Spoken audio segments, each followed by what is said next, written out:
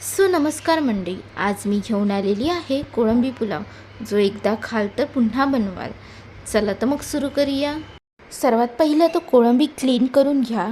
त्यामध्येच हळद, आलं लसूण पेस्ट, मसाला आणि मीठ घालून 10 मिनटे मॅरिनेट करून ठेवा. आता एका कुकरमध्ये तेल गरम करा. त्यामध्येच लवंग, दालचिनीचा तुकडा, वेलची आणि तेजपत्ता घालून छान असं परतून घ्या.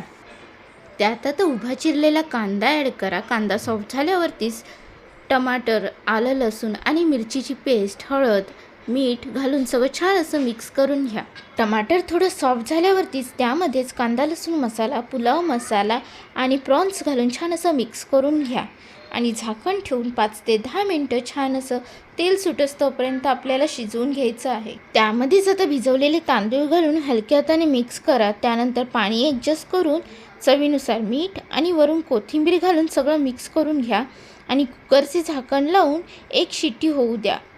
असा हा सुगंधी आणि चविष्ट प्रॉन्स पुलाव नक्की करून बघा. Thank you for watching and follow for more recipes.